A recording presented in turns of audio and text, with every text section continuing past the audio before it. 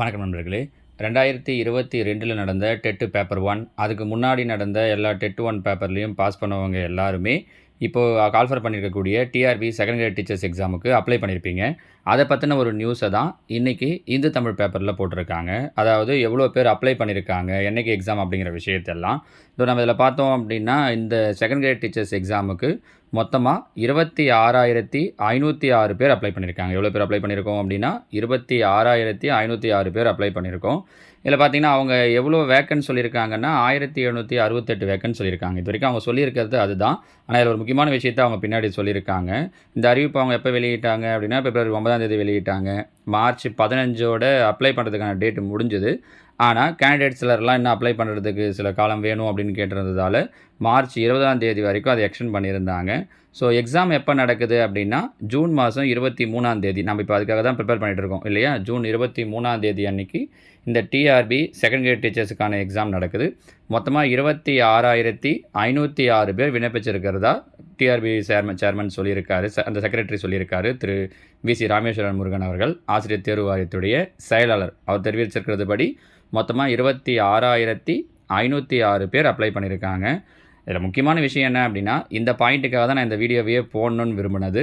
என்ன அப்படின்னா, கவர்மெண்ட் ஸ்கூல்ஸில் இந்த செகண்ட் கிரேட் டீச்சர்ஸில் 5,000 பதவிக்கு போஸ்டிங்க்கு மேலே காலியாக இருக்கிறதா சொல்லியிருக்காங்க. எக்ஸாக்டாக அவங்க சொல்லியிருக்கிற அமௌண்ட் அப்படி எதுவும் கிடையாது. இப்போ இவங்க சொல்லியிருக்கிறது ஆனால் நிச்சயமாக இருக்குது. ஸோ ஏறக்குறைய ஒரு 5,000 போஸ்டிங்க்கு மேலே காலி இருக்கிறதாகவும் இப்போ அவங்க சொல்லியிருக்கிறது இந்த 1,700 சில்லற. ஆனால் இந்த காலி இடங்களுடைய இந்த காலியிடங்கள் இருக்கிறதால இந்த பணியிடங்களின் எண்ணிக்கை அதிகரிக்க வாய்ப்புள்ளது. மெயினாக இந்த ஒரு விஷயத்துக்காக தான் நான் இந்த வீடியோவையே போடணுன்னு ஆசைப்பட்டது. ஏன்னா 1,700 போஸ்டிங் தானே, நம்மளால் வர முடியுமா, நம்ம அப்ளை பண்ணிட்டோம், ஏதோ ப்ரிப்பேர் பண்ணிட்டு இருக்கோம், பாஸ் பண்ண முடியுமா அப்படிங்கிறதெல்லாம் இல்லாமல் படிச்சிங்கன்னா கண்டிப்பாக பாஸ் பண்ண முடியும். ஏன்னா இந்த 1,700 அதிகமாச்சு அப்படின்னா நமக்கு என்ன ப்ராஃபிட் தானே, நம்ம அதுக்குள்ளவே வந்துட முடியும். சரிங்களா. உள்ளே போயிட்டோம் அப்படின்னா சூப்பரான விஷயம் பாருங்கள். ஒரு கவர்மெண்ட் ஸ்கூல் டீச்சர் நம்ம அதுக்காக தான் டிடிஎட் பண்ணது, இவ்வளோ தூரம் ப்ரிப்பேர் பண்ணிகிட்டு இருக்கிறது எல்லாமே. இப்போ உள்ளே போயிட்டோன்னா நம்ம குழந்தைங்களுக்கு நம்மளால் முடிஞ்ச நிறைய விஷயங்களை புதுசாக கற்றுத்தர முடியும் பாருங்கள். போஸ்டிங்கும் அதிகமாகிறதுக்கான வாய்ப்புகள் இருக்குது அப்படிங்கிற மாதிரி சொல்லியிருக்கிறதால நம்பிக்கையோடு படிங்க. அப்ளை பண்ணியிருக்கிறது ஒட்டுமொத்தமாகவே பார்த்தீங்க அப்படின்னா 26,506 பேர் தான். இப்போ குரூப் 4லாம் எடுத்துக்கிட்டோம் அப்படின்னா லட்சக்கணக்கான பேர் அப்ளை பண்ணுவாங்க. இதே ஒரு 1000 போஸ்ட்டு டிஎன்பிஎஸ்சியில் வருது அப்படின்னா அதில் எவ்வளோ லட்சம் பேர் அப்ளை பண்ணுவாங்க அப்படிங்கிறது உங்களுக்கு தெரியும். இப்போ நம்ம அப்ளை பண்ணியிருக்கிறது வெறும் 26,506 பேர் தான். நம்ம இதிலிருந்து அவங்க ஒருவேளை இதையே நம்பர்ஸையே சொல்கிறாங்க அப்படின்னா கூட, இந்த 1,768 சொல்கிறாங்க அப்படின்னா கூட ஏறக்குறைய அதில் ஒரு 10-15% பாருங்கள். சரிங்களா. அப்போ அப்படின்னும் போது ரொம்ப ஈஸியாக நம்மளால் அடித்து உள்ளே வந்துட முடியும். எக்ஸாமுக்கு ரொம்ப நம்பிக்கையோடு படிங்க.